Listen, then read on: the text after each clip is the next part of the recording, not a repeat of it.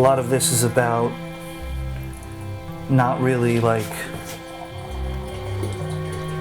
precision kind of work. There's also a lot left to, gravity and the materials and et cetera, a lot left to chance.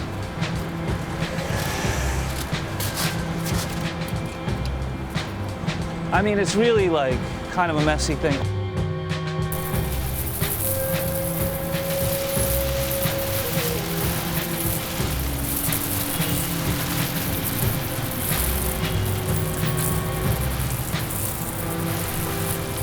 I think they relate to kind of the looseness and the freedom and the just like, okay, just do this and let it be what it is, when you create it, and it's not so controlled. That's also kind of a throwback to the environment that I grew up in. I was a teenager in the 80s, I was a little kid in the 70s, and what I grew up in was not about following the rules. Things were a lot looser. There's definitely a lot more freedom. The culture at the time was like a very do-it-yourself kind of attitude towards things. In graffiti, it was like people stole their paint and went out and painted illegal pieces and did things. They took matters into their own hands. And it was a tougher city. When I knew a lot of graffiti writers that they'd show up to the spot, they wouldn't even have any paint, and they'd just wait until the first young kids rolled through with bags of paint and just jack them for all their shit, take their shoes, take their coat, take everything. That was the graffiti environment that I was aware of when I was like a teenager. So I didn't really see that going anywhere.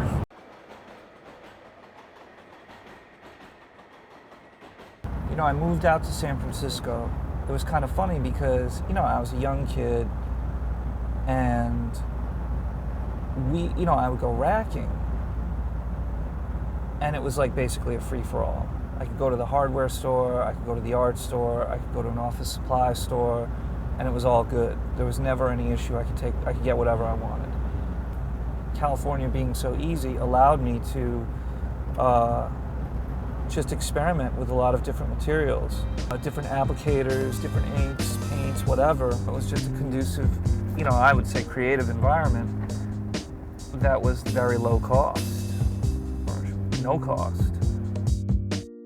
I was doing a lot of stuff on the streets, had my own ink, my own markers. It was very successful because no one else had anything like it. And so I made a lot of noise out there. Moved back to New York. By then, it had its own notoriety. I linked up with some people. They had just opened a store called A-Life in the Lower East Side. They were like, hey, you could sell this. KR had this thing that was, basically a product, that wasn't really anything at the time, but it was something that, throw it in a bottle and let's like package it, let's design it, let's like put it on the shelf and see what happens.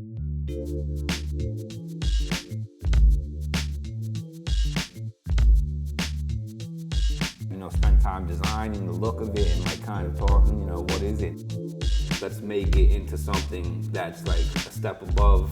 We're not marketed to graffiti writers. We're like graffiti writers 2000, we're the future of graffiti.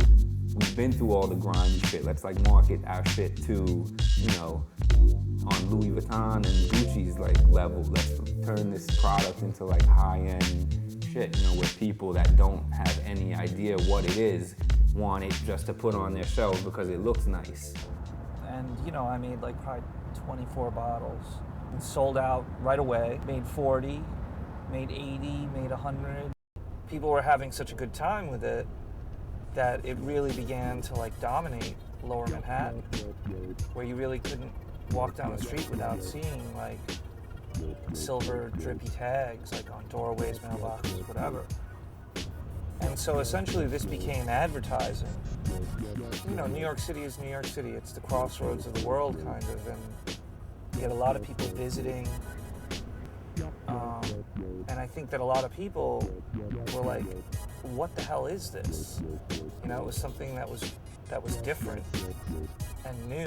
They thought it was cool. They found out this story. What, this guy makes his own ink? What is this? Oh, that's cool. Like, I like it, you know? And then they would go back to Europe or Brazil or wherever and kind of take that with them in the sense like this is what's going on in downtown New York, which in some circles carries some clout. People are interested in what's happening in New York. And that really, really helped, like, as far as from a marketing perspective, because it just increased interest both in the aesthetic, the brand, and the product. So it's a pretty bugged out like story of just, you know, somebody making something in their apartment to where it is now into like a brand of, you know, globally distributed products that are, you know, offered in some of the top retail spots around the globe. So it's really endless. We're continuing to develop. There's no end in sight, to be honest. We also have been talking with people, you know, like a company like Nike that is also interested in doing something with this aesthetic. We don't pay for advertising. We don't pay for marketing.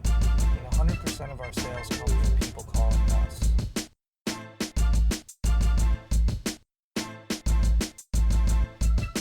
Street cred and graffiti, I mean, I've had my day, and that's not a concern, you know, anymore at all. That's a young man's game. Credit, I want credit at the bank.